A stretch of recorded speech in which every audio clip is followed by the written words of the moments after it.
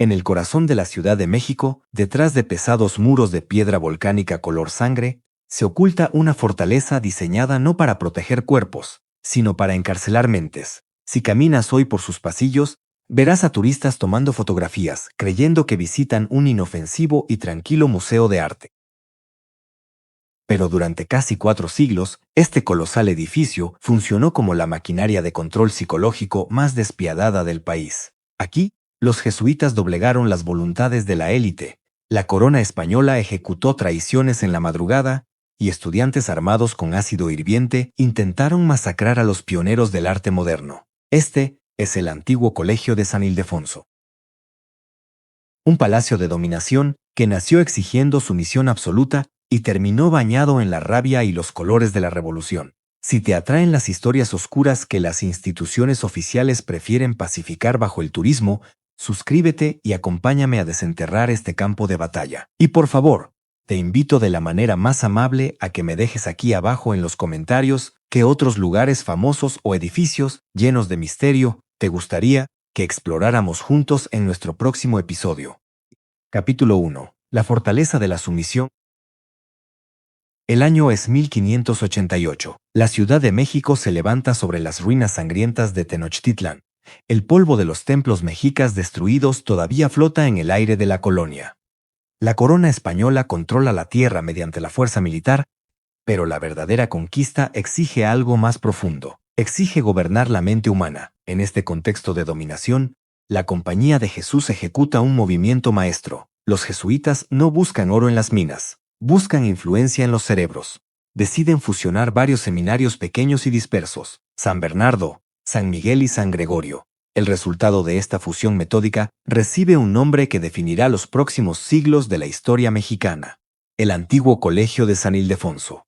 El objetivo oficial dicta educar a los jóvenes en la fe cristiana. La realidad oculta un plan de control político absoluto. Los suites entienden una regla básica e inmutable del poder. Quien educa a los hijos de la élite, gobierna el futuro de la nación entera. San Ildefonso nace para atrapar a los criollos, los hijos de los españoles nacidos en el continente americano. Estos jóvenes heredarán haciendas inmensas, rutas comerciales marítimas y cargos políticos clave. Los monjes de negro deciden moldearlos antes de que tomen el poder real. Para lograr este nivel de control psicológico, necesitan una fortaleza física. La arquitectura de San Ildefonso responde a esta necesidad con precisión militar. Los constructores utilizan mano de obra indígena sometida para levantar los muros. Emplean tezontle, una piedra volcánica de color rojo oscuro que recuerda a la sangre seca, combinada con bloques de cantera gris. Los muros perimetrales se levantan gruesos, pesados, impenetrables a la mirada curiosa. El diseño arquitectónico rechaza por completo el mundo exterior. Las ventanas principales miran hacia los patios internos cerrados. La calle queda anulada. El ruido de los comerciantes, los gritos de los vendedores indígenas, el caos sucio de la ciudad colonial no penetran estas paredes. El edificio devora a los estudiantes y los aísla de la realidad social que algún día gobernarán. Al caminar hoy por estos pasillos de piedra volcánica, observo un detalle arquitectónico que delata la verdadera intención de sus creadores. Las proporciones de los arcos pesados y la acústica calculada de las bóvedas no invitan a la conversación relajada ni al intercambio libre de ideas, sino que amplifican el sonido de los pasos y los susurros, creando un sistema de vigilancia auditiva perfecto, donde cualquier falta a la regla del silencio quedaba expuesta de inmediato ante los prefectos de disciplina. El edificio vigila constantemente, el edificio escucha cada respiración. El estudiante cruza la puerta principal de madera tallada y pierde su identidad exterior. Adentro, la maquinaria jesuita impone un ritmo implacable y repetitivo. La campana de bronce dicta cada momento de la existencia humana. Despertar en la oscuridad fría de la madrugada, rezar de rodillas, estudiar gramática latina, estudiar filosofía escolástica, asistir a misa solemne, comer en absoluto silencio mientras un lector designado recita textos sagrados desde un púlpito elevado. Dormir en catres duros. Repetir el ciclo al día siguiente. No hay espacio físico para la privacidad. No hay tiempo cronológico para la rebelión interna. La mente del joven criollo sufre un desmantelamiento sistemático y una reconstrucción bajo los parámetros estrictos de la fe católica y la obediencia. ciega a la orden de San Ignacio de Loyola. San Ildefonso funciona durante décadas como una prisión de cristal. Los barrotes resultan invisibles, formados por la culpa religiosa, el deber familiar y la promesa de salvación eterna. Los estudiantes aprenden retórica compleja, aprenden a debatir con ferocidad, pero siempre dentro de los límites seguros y preestablecidos de la doctrina oficial. Aprenden a defender intelectualmente el mismo sistema colonial que oprime a las mayorías. La Compañía de Jesús perfecciona aquí un método educativo temible y sumamente brillante. No rompen la voluntad del estudiante mediante la violencia física extrema o la tortura. La moldean mediante la presión psicológica constante y el aislamiento sensorial. El tesontle rojo de las fachadas absorbe el calor del sol durante el día y lo libera lentamente por la noche, manteniendo una temperatura estable en el interior. De la misma manera vampírica, la institución absorbe la energía vital de la juventud y la canaliza hacia el sostenimiento del imperio eclesiástico. Los pasillos largos y rectos obligan a caminar con rectitud forzada.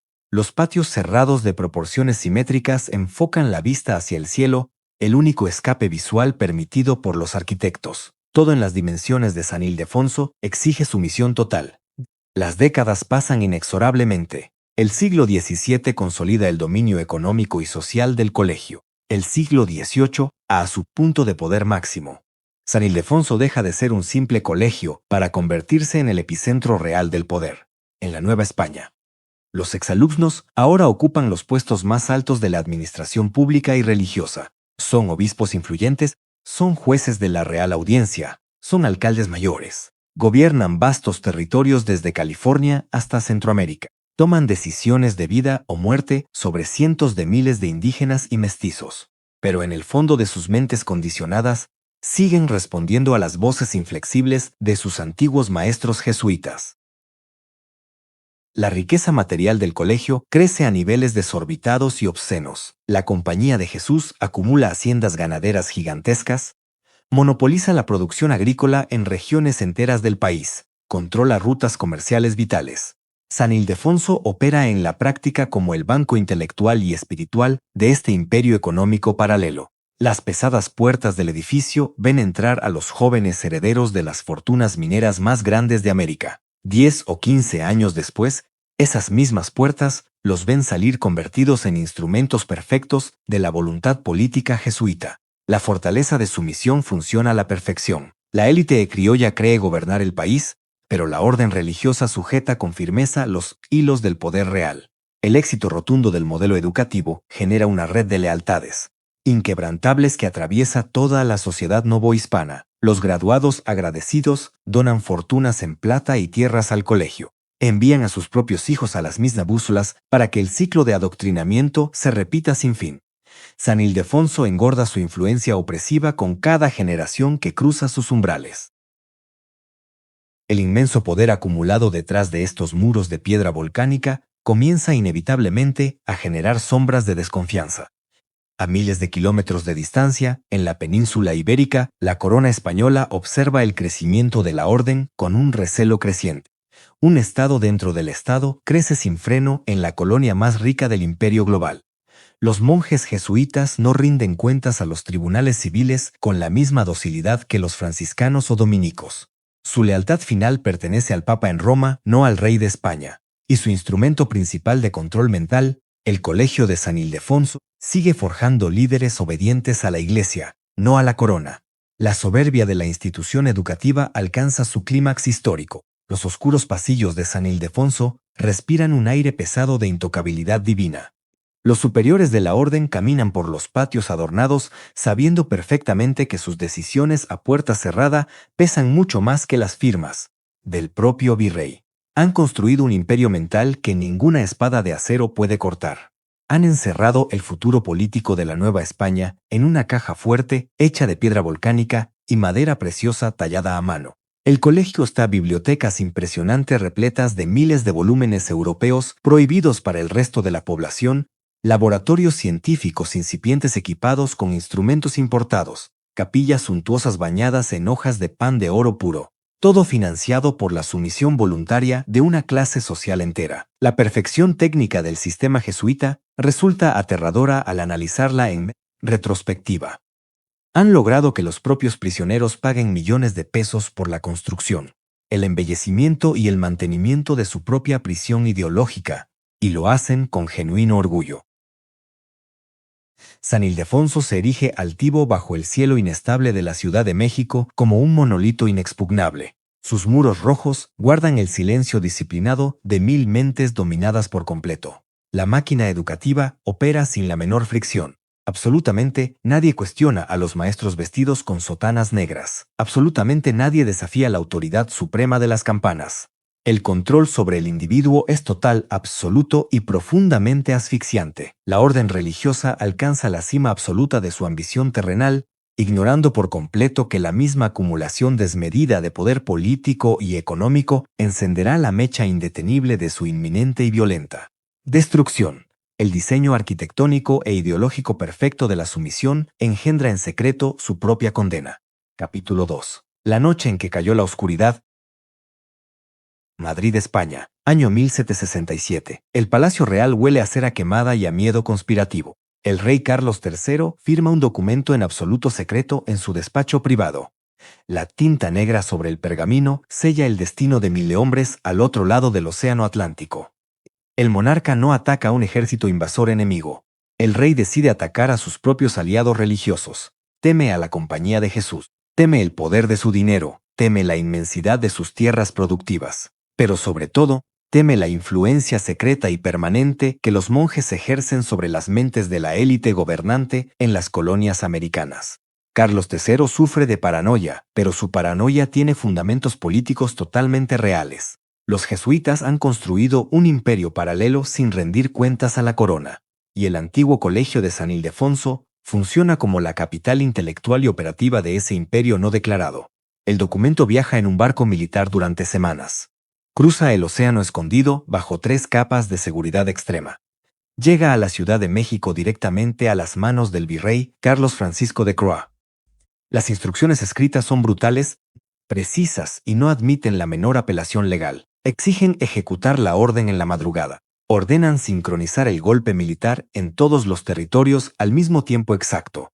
Prohíben cualquier tipo de comunicación previa. Prohíben cualquier forma de resistencia civil o religiosa. La noche del 24 de junio de 1767 cae pesadamente sobre la capital novohispana. La ciudad duerme bajo una lluvia fría y constante. En los pasillos de San Ildefonso, el silencio habitual reina sin alteraciones. Los estudiantes de la élite descansan en sus camas de madera. Los sacerdotes duermen en sus celdas individuales. Ignoran por completo que la maquinaria letal del Estado absolutista se mueve en las sombras mojadas de las calles para devorarlos de un solo bocado. Al acercarse la medianoche, las tropas reales marchan por las calles empedradas del centro. Los soldados envuelven los cascos de sus caballos con trapos viejos para ahogar el sonido metálico de las herraduras. Se acercan a la mole imponente de piedra volcánica. Rodean el perímetro completo de San Ildefonso. Bloquean las calles adyacentes con tropas armadas. Posicionan fusiles cargados frente a cada posible ruta de escape.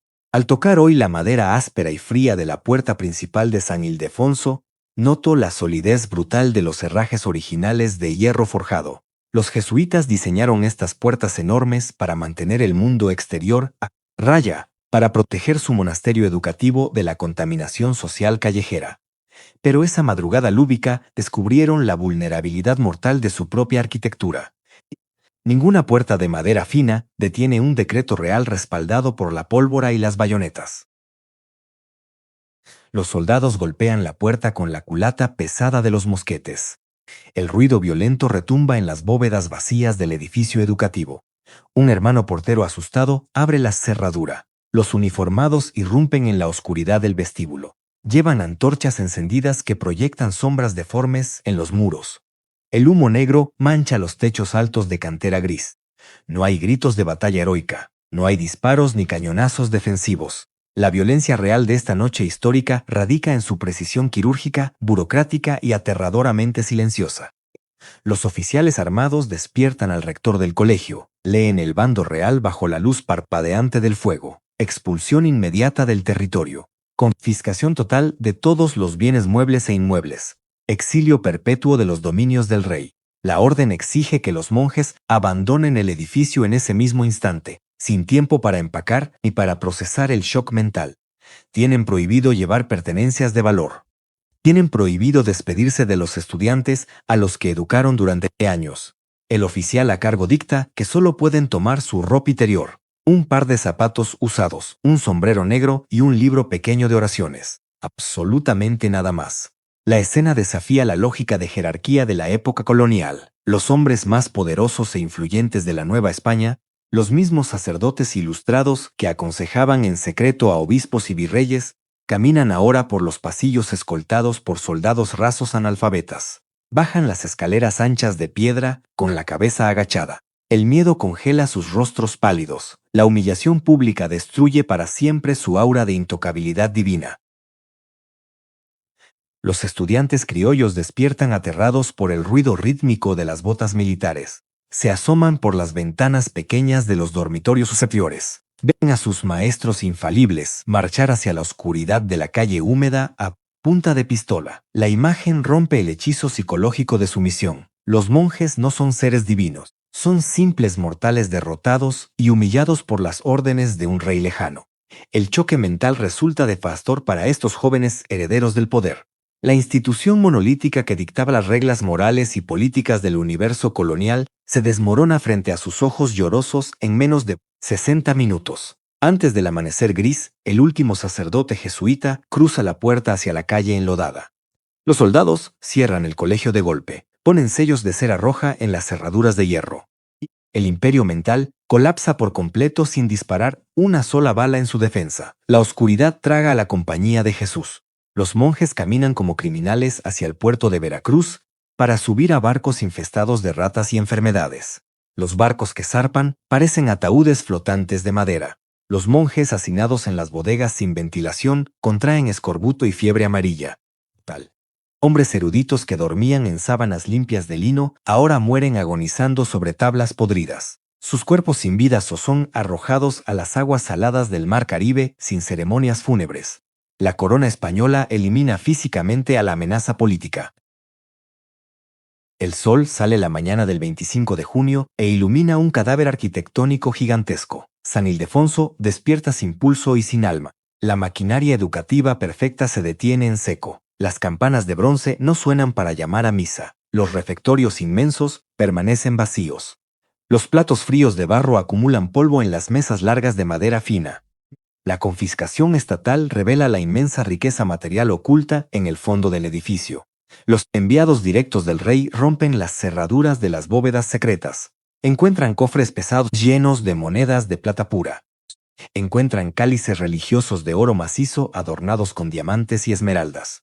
Encuentran escrituras legales de tierras agrícolas que abarcan provincias enteras del país. El Estado roba todo bajo el manto de la legalidad. El botín material viaja en carruajes blindados directamente a las arcas vacías del imperio en el continente europeo. Pero el tesoro más valioso del colegio queda abandonado miserablemente a su suerte. La biblioteca monumental de San Ildefonso contiene miles de volúmenes impresos, traídos desde Europa con un costo incalculable. Tratados profundos de filosofía occidental, mapas astronómicos detallados, libros avanzados de anatomía médica, textos botánicos precisos. Conocimiento puro acumulado durante casi 2 siglos de historia. Los soldados de guardia no saben leer ni una palabra.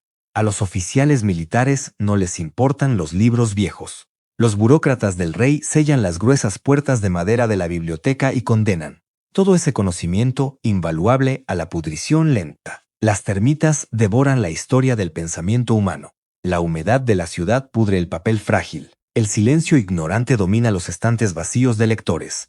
Las décadas posteriores a la violenta expulsión traen la degradación absoluta y dolorosa del espacio físico. El edificio majestuoso sufre una metamorfosis humillante.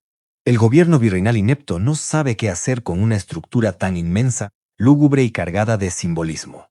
Primero intentan instalar temporalmente a otras órdenes religiosas menores, pero el fantasma omnipresente de los jesuitas pesa demasiado en la atmósfera del lugar. Luego, las autoridades abandonan cualquier pretensión educativa o moral. Los pasillos largos diseñados específicamente para la meditación filosófica profunda reciben la invasión ruidosa de la milicia armada. San Ildefonso se convierte de pronto en un cuartel militar sucio para el regimiento de Flandes. Los soldados meten caballos sudorosos a los patios centrales tallados. El estiércol de los animales mancha irreversiblemente la cantera gris de los pisos. Los gritos groseros y las órdenes cuarteleras reemplazan a los delicados cánticos gregorianos en latín. Las paredes sagradas escuchan ahora blasfemias constantes, apuestas de cartas y promesas borrachas de madrugada.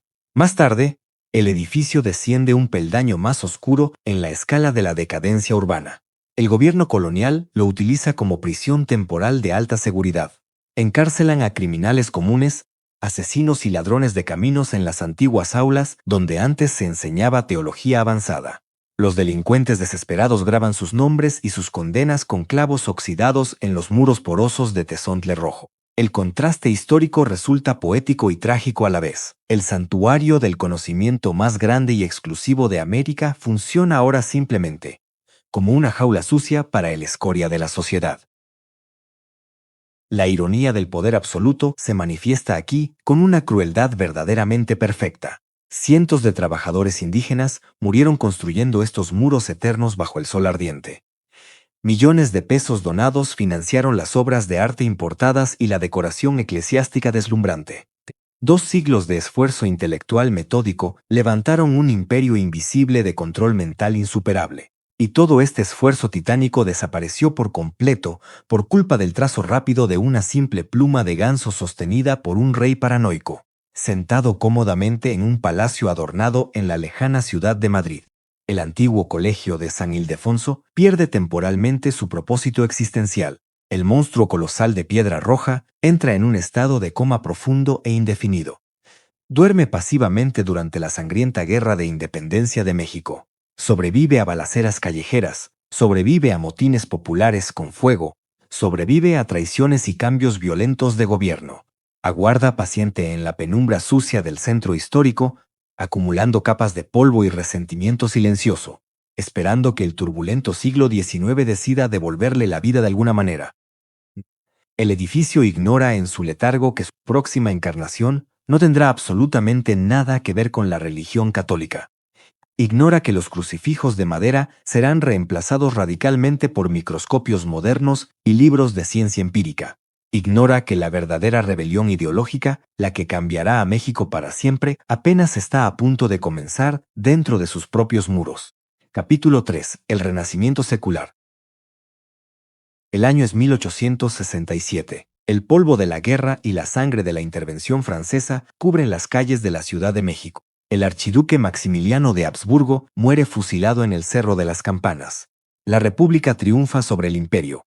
El presidente Benito Juárez entra a la capital vestido de negro, con el rostro endurecido por los años de persecución política. Juárez encuentra un país en la ruina financiera total. La Iglesia Católica ha perdido gran parte de su poder terrenal, militar y político. El Estado laico nace entre los escombros de una nación dividida. Juárez entiende exactamente la misma regla de poder que los jesuitas entendieron 3 siglos atrás. Para gobernar el país real a largo plazo, primero necesita gobernar la mente de las nuevas generaciones. El presidente clava la mirada en el monstruo inactivo del centro histórico. El antiguo colegio de San Ildefonso yace sucio, maltratado por las botas de los militares, humillado por los criminales comunes que lo usaron como cárcel improvisada. Juárez decreta su resurrección inmediata. No lo hace por nostalgia arquitectónica o apreciación estética, lo hace por estrategia política pura y dura. El 2 de diciembre de 1867, firma la ley que funda la Escuela Nacional Preparatoria. El decreto no solo cambia el nombre legal del edificio. El decreto le arranca el alma católica a las piedras volcánicas y le inyecta un espíritu completamente nuevo, secular, radical y graciosamente científico. Juárez encarga esta misión colosal a un médico brillante llamado Gavino Barreda. Este hombre había estudiado en París. Había escuchado las clases magistrales del filósofo Auguste Comte. Barreda trae a México una doctrina intelectual implacable llamada positivismo. Esta corriente de pensamiento rechaza a Dios como explicación central del universo. Rechaza los milagros, rechaza la teología escolástica y rechaza los dogmas ciegos. Solo acepta lo que el ojo humano puede observar, lo que las manos pueden medir en un laboratorio y lo que la razón matemática puede comprobar mediante fórmulas. Barreda toma las pesadas llaves de hierro de San Ildefonso e inicia la purga ideológica más grande en la historia educativa del país. Los trabajadores del nuevo gobierno republicano entran al edificio armados con escobas, cubetas de agua y cal viva. Sacan el estiércol reseco de los caballos militares. Expulsan a los últimos prisioneros en harapos. Limpian la sangre y la mugre acumulada en los pisos originales de cantera. La transformación física resulta asombrosa, pero la transformación interna resulta verdaderamente sísmica. Barreda vacía los salones inmensos, donde antes se enseñaba la sumisión absoluta a la Virgen y a los santos patronos. En su lugar, instala mesas sólidas de trabajo y trae equipo de vanguardia directamente desde Europa. Coloca microscopios de latón brillante, instala pesas de física de precisión, tubos de ensayo, química moderna y herbarios detallados para el estudio de la botánica. Al pararme hoy bajo los arcos masivos del patio principal, noto una fricción espacial casi violenta que debió perturbar profundamente a esa primera generación de estudiantes laicos. La arquitectura colonial del lugar te empuja físicamente hacia el suelo, te obliga mediante sus sombras y proporciones a sentirte diminuto ante el peso aplastante de una deidad vigilante. Sin embargo, en esos mismos salones oscuros y pesados, los nuevos profesores enseñaban a los jóvenes a mirar hacia arriba con arrogancia intelectual, a cuestionar el cielo con telescopios ópticos y a diseccionar los misterios de la anatomía con bisturís afilados. La tensión entre el contenedor colonial religioso y el contenido científico moderno genera una electricidad invisible en cada rincón del edificio. Los nuevos estudiantes cruzan las puertas talladas de madera. Ya no visten sotanas negras pesadas ni caminan en filas ordenadas con la mirada clavada en la punta de sus zapatos. Llevan trajes de té civil, fuman tabaco barato en las esquinas de los pasillos y hablan en voz excesivamente alta. Son los hijos de la clase media urbana emergente, los herederos de los liberales que ganaron la guerra en los campos de batalla. Entran al vientre del monstruo jesuita con una insolencia juvenil totalmente necesaria. No vienen a rezar rosarios repetitivos de madrugada. Vienen a leer los textos escandalosos de Charles Darwin. Vienen a estudiar la estructura celular. Vienen a debatir las leyes físicas de la termodinámica. El diseño acústico de San Ildefonso, creado originalmente por los monjes del siglo XVI para detectar los susurros de los pecadores incautos, sufre un cortocircuito funcional masivo. Las bóvedas altas de piedra ya no amplifican golpes de pecho ni cantos gregorianos nostálgicos. Ahora amplifican debates acalorados sobre la teoría de la evolución biológica. Los patios cerrados resuenan diariamente con discursos encendidos sobre la libertad de expresión, la democracia representativa y los derechos civiles del ciudadano moderno. El silencio monástico muere asfixiado por el ruido caótico de la curiosidad intelectual sin frenos. La máquina de adoctrinamiento cambia de engranes de manera brusca. Sigue procesando cerebros juveniles, pero ahora fabrica pensadores empíricos en lugar de servidores temerosos de Dios. Gabino Barreda establece un lema oficial que resume la nueva era nacional: amor, orden y progreso. El positivismo se convierte rápidamente en la nueva religión no oficial del Estado mexicano. Durante las siguientes décadas, San Ildefonso opera como la fábrica exclusiva de la nueva élite del porfiriato. Los jóvenes que estudian física matemática y lógica formal en estos pasillos fríos se convertirán años después en los secretarios de Estado. Los ingenieros civiles, los médicos especialistas y los abogados astutos que construirán los ferrocarriles y redactarán las leyes del régimen del dictador Porfirio Díaz. El edificio recupera velozmente su estatus de poder absoluto en la capital. Quien controla la Escuela Nacional Preparatoria, controla inevitablemente la maquinaria operativa e intelectual de todo México. Pero las ideas críticas funcionan como virus incontrolables en espacios cerrados. El positivismo exige dudar metódicamente de todo el entorno, exige pruebas tangibles, y esa misma duda científica implacable comienza a volverse lentamente en contra del propio sistema político que la financia y la promueve. A principios del siglo XX, el régimen de Porfirio Díaz envejece y se pudre visiblemente en la corrupción burocrática. La dictadura ahoga cualquier intento de libertad política genuina. Los estudiantes de San Ildefonso, entrenados rigurosamente en este mismo edificio para pensar de manera lógica, Aplican su lógica a la realidad nacional que ven en las calles. Observan la miseria extrema de los campesinos, observan la riqueza grosera y descarada de los terratenientes. Observan la farsa de las elecciones presidenciales. La ecuación matemática del país simplemente no tiene solución pacífica. El antiguo colegio comienza a agrietarse peligrosamente desde su núcleo intelectual. Las aulas de ciencia pura se transforman en tardes en foros clandestinos de conspiración política. Los jóvenes leen textos prohibidos sobre anarquismo europeo y justicia social bajo la sombra amenazante de los mismos arcos donde los sacerdotes castigaban la herejía siglos atrás. El edificio engendra inevitablemente a sus propios destructores. Los pasillos de San Ildefonso ven caminar a figuras fundamentales como el futuro secretario de Educación José Vasconcelos y a otros pensadores brillantes que formarán el famoso Ateneo de la Juventud. Ellos deciden colectivamente que la ciencia fría del positivismo no alcanza en lo absoluto.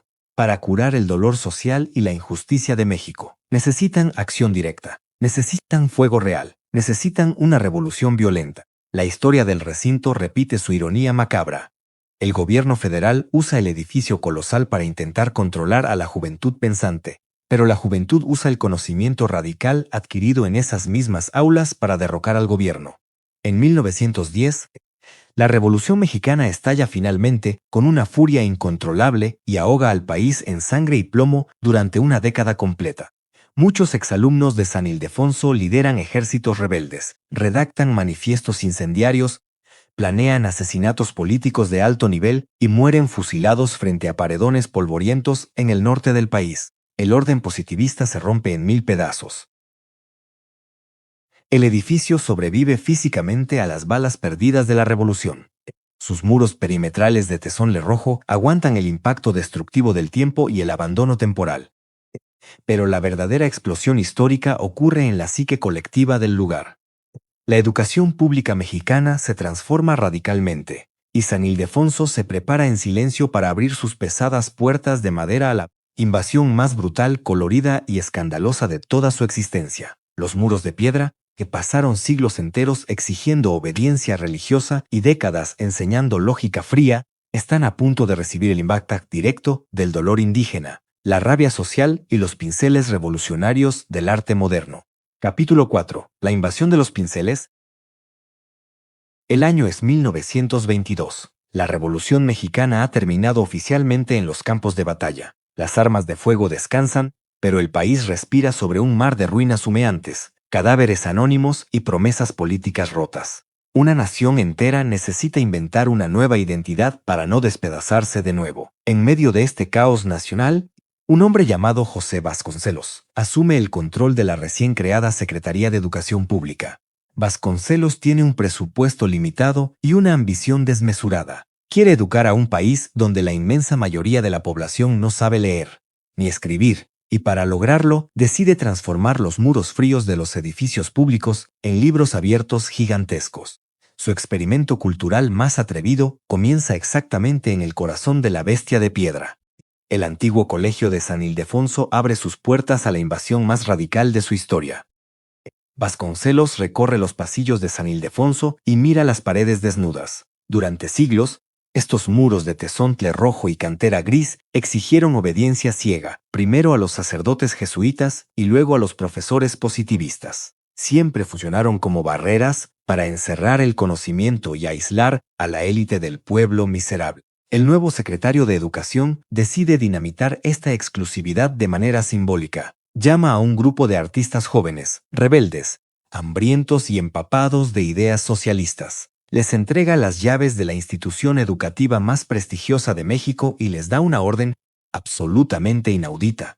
Pinten las paredes, cuenten la historia de los oprimidos, muestren el rostro del indígena, hagan que la piedra hable. El primer invasor en responder al llamado es un gigante físico e intelectual. Diego Rivera acaba de regresar de Europa. Ha estudiado los frescos renacentistas en Italia y ha convivido con la vanguardia cubista en París. Rivera entra al recinto con un apetito voraz y elige el espacio más solemne de todo el complejo para dar su primer golpe: el Anfiteatro Simón Bolívar. Este auditorio imponente funcionaba como el lugar sagrado para las asambleas oficiales.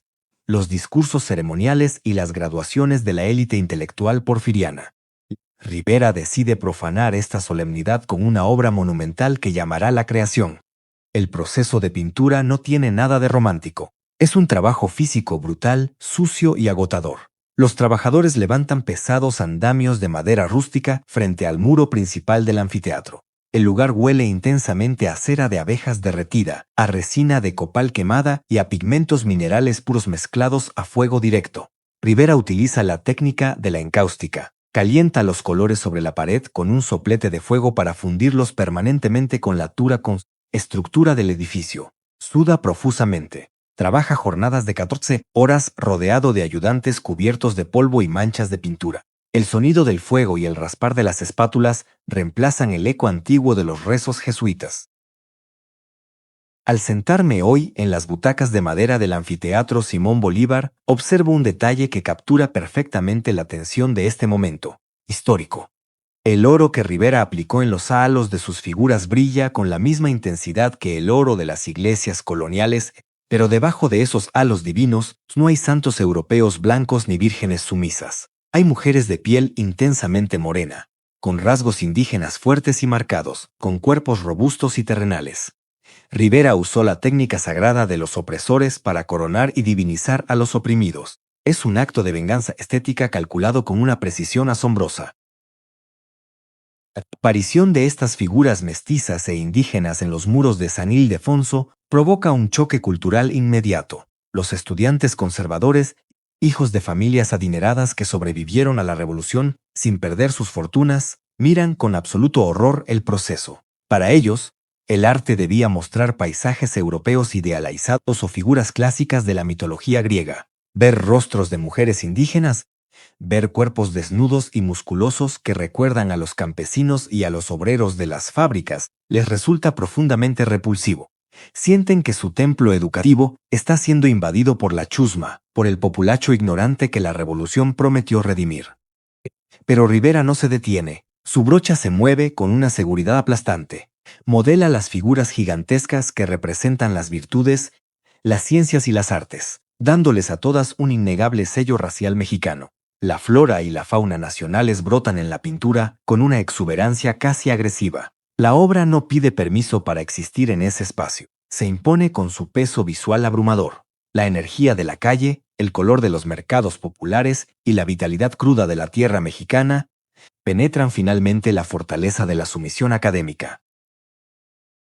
El clímax de esta invasión ocurre en el instante exacto en que la primera gota de pigmento toca la piedra volcánica de los corredores exteriores. Ese mínimo contacto físico encierra la justicia poética más profunda de toda la historia del edificio. Retrocedamos 3 siglos en la mente. Miles de indígenas anónimos cortaron ese tezontle rojo en las canteras lejanas. Cargaron las rocas pesadas sobre sus espaldas desnudas bajo el sol abrasador. Recibieron latigazos en la piel para levantar los muros que encerrarían a los hijos de sus amos españoles. Sus manos sangraron para construir un monumento a su propia opresión. La piedra quedó empapada con su dolor silencioso y olvidado. Ahora, en la década de 1920, esa misma piedra volcánica recibe una capa de cal y arena para convertirse en el lienzo del muralismo. El arte moderno utiliza la sangre seca de los constructores originales como soporte para gritar su grandeza. Los muros que se levantaron para ocultar la realidad social de México se transforman en espejos gigantescos que reflejan esa misma realidad con una abatible ferocidad ineludible. El indígena ya no está afuera en la calle, mendigando en la suciedad. El indígena está ahora pintado en el centro geométrico del poder educativo, elevado a la categoría de mito fundacional de la nueva república. La pintura de Rivera en el anfiteatro funciona como un ariete poderoso que derriba la puerta de la historia. Abre el camino para una turba de artistas igual de feroces. El experimento de Vasconcelos funciona mucho mejor de lo que él mismo imaginó. San Ildefonso deja de ser una simple escuela preparatoria. El edificio entero muta para convertirse en el laboratorio central del Renacimiento cultural mexicano. Las paredes pierden su neutralidad aburrida y asumen una postura política militante. La invasión de los pinceles acaba de comenzar con un triunfo estético deslumbrante, pero la belleza de la creación de Rivera es solo el preludio. Otros pintores observan desde la sombra, afilando sus propias espátulas, preparando colores más oscuros. Ellos no vienen a pintar alegorías filosóficas tranquilas. Ellos vienen a pintar la sangre fresca de la revolución, y traerán consigo una violencia visual que desatará una guerra abierta en los pasillos de piedra. Capítulo 62. Rivera abrió la puerta del muralismo, pero dejó demasiada luz en la sala. La Revolución Mexicana jamás funcionó como un cuento de hadas sobre justicia y redención indígena. Resultó una masacre despiadada. Fue una tormenta de lodo, traición política y sangre seca esparcida por todo el territorio nacional.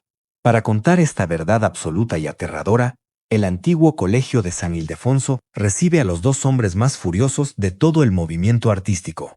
José Clemente Orozco y David Alfaro Siqueiros cruzan el umbral. Ellos no buscan armonía estética ni aplausos del público complaciente. Buscan un combate cuerpo a cuerpo con la arquitectura de la institución. Vienen a prender fuego a las paredes. Orozco toma los muros grises de los 3 pisos del patio principal. A diferencia de Rivera, Orozco carece de paciencia para las alegorías románticas o los símbolos esperanzadores. Él perdió su mano izquierda en un accidente con pólvora durante su juventud. Conoce el dolor físico y la mutilación de manera íntima. Orozco pinta con su única mano impulsado por un cinismo oscuro, brillante y absolutamente destructor. Retrata a los revolucionarios no como dioses invencibles de bronce, sino como hombres agotados, ciegos, marchando hacia una muerte segura y anónima. Pinta madres de luto llorando sobre cadáveres deformes. Pinta a los aristócratas y a los clérigos como figuras grotescas, gordas, cegadas por la avaricia. Las paredes del colegio, que durante casi 4 siglos protegieron ferozmente a la élite, ahora proyectan la imagen criminal de esa misma élite directamente frente a las caras de sus propios hijos herederos. Siqueiros instala sus pesados andamios de madera en la sección del colegio chico. Él es un soldado real. Combatió con armas de fuego en el frente militar bajo las órdenes del ejército constitucionalista. Su técnica refleja su militancia política intransigente. Aplica capas gruesas de pigmento opaco. Esculpe formas geométricas pesadas y amenazantes. Pinta ángeles oscuros y deidades de aspecto colosal. La energía acumulada en los pasillos de la Escuela Nacional Preparatoria se vuelve densa e insoportable. Los muros gritan historias de opresión. Los colores oscuros queman la vista de los transeúntes. Edificio colonial sufre una hemorragia visual incontrolable que nadie puede detener. Los estudiantes que asisten a clases diarias no toleran esta profanación visual. Son jóvenes criollos y mestizos de la clase alta capitalina. Llevan trajes finos, zapatos lustrados y corbatas europeas. Se consideran los herederos legítimos del orden y el progreso destruidos por la guerra civil. Para ellos, las pinturas oscuras de Orozco y Siqueiros resultan un insulto directo e imperdonable a sus familias, a su religión católica y a su estatus social privilegiado. Ver a los campesinos armados, a las prostitutas y a los obreros ocupando monumentalmente los muros de su escuela prestigiosa desata una rabia visceral enorme. Comienzan la guerra con insultos escritos en los periódicos estudiantiles de derecha. Llaman a los muralistas monos pintores. Exigen al gobierno federal la destrucción inmediata de las obras para limpiar el honor de la institución. Pero el gobierno ignora las protestas formales. Entonces, los estudiantes deciden tomar la justicia destructiva en sus propias manos pinas. Al acercarme hoy a escasos milímetros del mural llamado La Trinchera de Orozco, ubicado en el primer piso del patio principal, noto marcas profundas y cicatrices físicas violentas en la superficie de la pintura que claramente no pertenecen al diseño original del artista.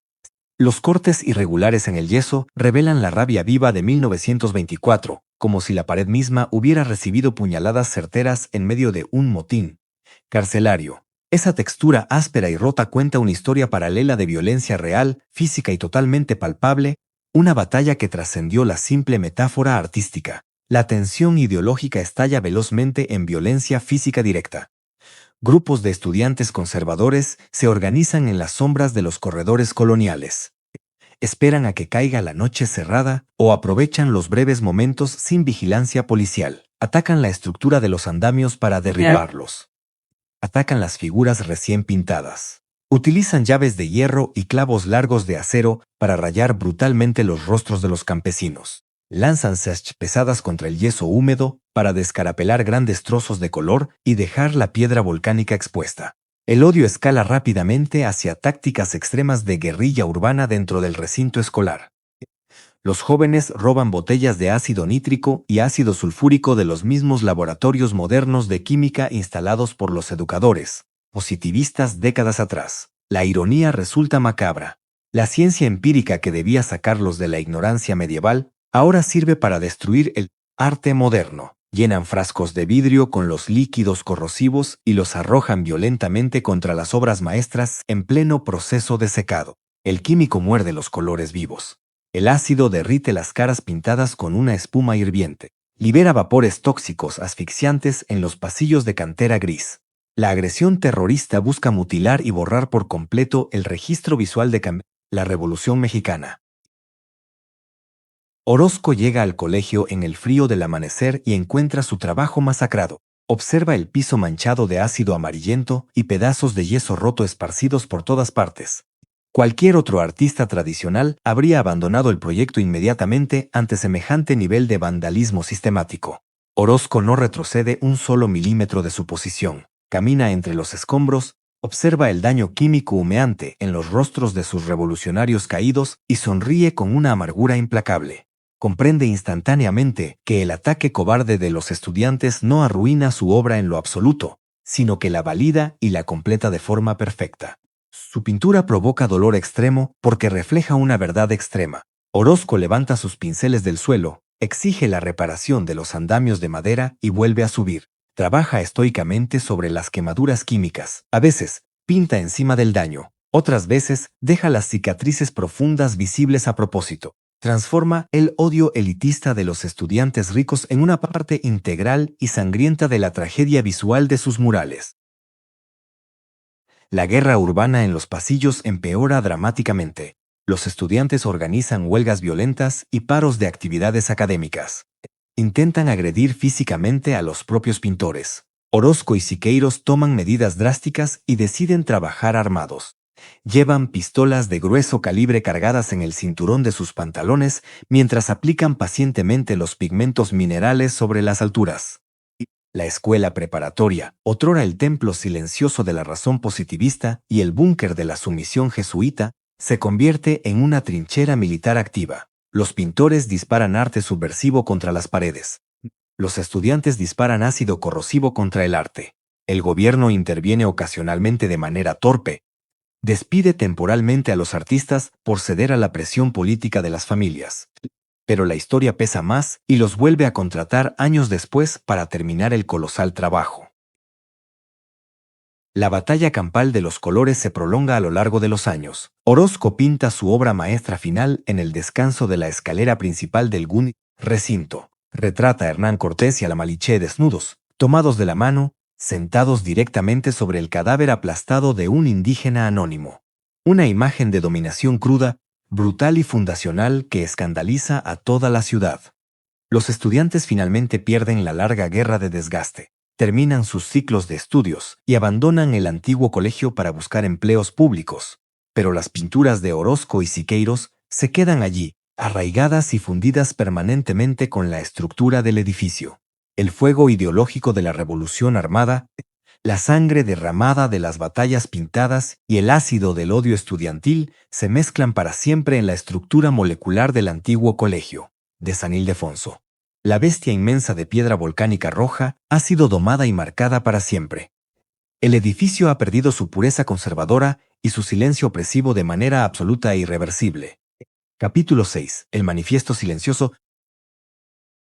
El reloj de la historia avanza sin piedad hasta nuestro presente. La Ciudad de México ruge allá afuera, más allá de las gruesas paredes perimetrales. El centro histórico hierve diariamente con el caos interminable de millones de personas. El ruido metálico del tráfico denso, los gritos agudos de los vendedores ambulantes y el olor penetrante de la comida callejera.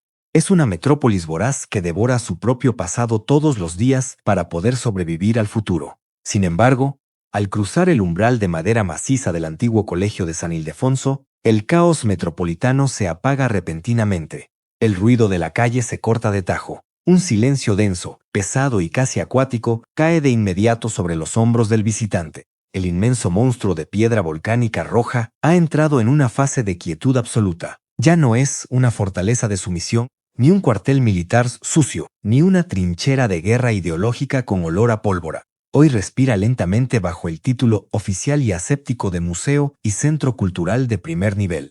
Cientos de turistas nacionales y extranjeros caminan todos los días por estos inmensos corredores de Canteguis. Llevan cámaras fotográficas de alta resolución, teléfonos móviles inteligentes y mochilas ligeras de viaje. Caminan con paso relajado, se detienen brevemente frente a los imponentes murales, escuchan las voces amables de los guías turísticos a través de audífonos y toman fotografías, repetitivas para alimentar sus redes sociales. La inmensa mayoría de estos visitantes pasea con una inocencia histórica total, ignorando por completo que sus pies pisan un campo de batalla real de proporciones épicas. No perciben la sangre invisible seca en las baldosas, ni el eco de los cánticos religiosos que buscaban controlar un continente entero, ni el olor fantasma del ácido sulfúrico lanzado agresivamente contra las paredes. El turismo moderno tiene la extraña capacidad de pacificar y anestesiar los espacios más violentos de la historia humana. Convierte las escenas del crimen ideológico en simples escenarios bellos para el consumo estético superficial. Al detenerme hoy frente a la escalera monumental del patio principal, aparto la vista de los imponentes murales por un segundo y bajo la mirada hacia el suelo para observar un detalle físico profundamente perturbador. Noto el desgaste cóncavo, profundo y asimétrico en el centro exacto de cada escalón de piedra maciza. Esa deformación física tan pronunciada no fue tallada por el paso suave de los turistas contemporáneos en zapatillas deportivas. Fue esculpida milímetro a milímetro durante casi 4 siglos de fricción implacable. Es el rastro geológico dejado por las pesadas botas de los soldados reales españoles, por los zapatos finos con hebillas de plata de los criollos adoctrinados, por el calzado humilde de los indígenas esclavizados y por las suelas rápidas de los estudiantes conservadores que corrían con explosivos y frascos de veneno en las manos. La arquitectura oficial puede esconder sus verdades políticas, pero la piedra desgastada nunca miente. El edificio entero guarda un registro táctil y veraz de la violencia humana. San Ildefonso funciona hoy como un enorme contenedor de memorias en conflicto constante. Es fascinante observar cómo las distintas capas del pasado conviven en una tensión silenciosa y eterna frente a nuestros ojos. La arquitectura jesuita original del siglo XVI, con sus arcos opuestos y sus claustros cerrados que obligan a mirar únicamente hacia un cielo católico distante, sigue allí intacta. Es el esqueleto sombrío del monstruo. Sobre esos mismos muros, el orden geométrico de la ciencia positivista del siglo XIX dejó su marca invisible pero profunda, transformando los espacios de oración ciega en laboratorios de lógica fría y cálculo matemático, y cubriendo todo esto, como una segunda piel hecha de fuego y pintura mineral. Los murales del siglo XX gritan su mensaje explícito de revolución armada, lucha de clases y reivindicación dolorosa de la raza indígena. El colegio es un cuerpo arquitectónico colosal tatuado por completo con las obsesiones, los miedos y las victorias políticas de cada época. La paz actual del recinto es profundamente engañosa. Las autoridades gubernamentales mexicanas lo convirtieron en museo para domesticar su energía explosiva, para enmarcarlo en panfletos turísticos y controlarlo burocráticamente. Creen firmemente que al ponerle horarios estrictos de visita, cobrar boletos de entrada en taquillas de cristal y colocar luces cálidas de galería, logran neutralizar el enorme peligro de las ideas que habitan aquí adentro. Pero el arte plasmado por José Clemente Orozco, Diego Rivera y David Alfaro Siqueiros se niega rotundamente a ser pacificado o ignorado. Sus figuras titánicas no son elementos decorativos inofensivos, son heridas históricas mantenidas abiertas a propósito. Los revolucionarios muertos pintados en los muros de Orozco te siguen mirando desde la penumbra con una acusación silenciosa. Los cuerpos desnudos de la clase obrera siguen exigiendo justicia visual en cada rincón oscuro del inmueble. El arte moderno utilizó la propia estructura opresiva del edificio colonial hispano como el megáfono perfecto para amplificar su furia social hacia el futuro. Aquí radica la lección histórica más importante y definitiva de este lugar fascinante. Una lección implacable sobre la ilusión del poder absoluto y la resistencia indestructible de la memoria humana. La poderosa Compañía de Jesús creyó ingenuamente que al construir muros infranqueables de piedra volcánica roja podría monopolizar el conocimiento universal y asegurar su dominio político terrenal para siempre. Terminaron expulsados brutalmente en la oscuridad de la noche y sus preciados libros fueron devorados por las polillas de la ignorancia militar. El férreo gobierno de Porfirio Díaz creyó que al imponer el rigor científico en estas aulas garantizaría la obediencia pacífica de la juventud para sostener su dictadura eterna. Esos mismos jóvenes usaron la razón lógica para justificar el levantamiento en armas y terminaron por quemar el país entero hasta sus cimientos. Las instituciones de poder siempre construyen recintos colosales bajo la misma premisa falsa, pensando que la arquitectura sólida garantiza automáticamente la eternidad de su mandato sobre los hombres. Pero las inmensas paredes de San Ildefonso demuestran fehacientemente que el poder institucional siempre tiene una fecha de caducidad ineludible ya. Menudo trágica.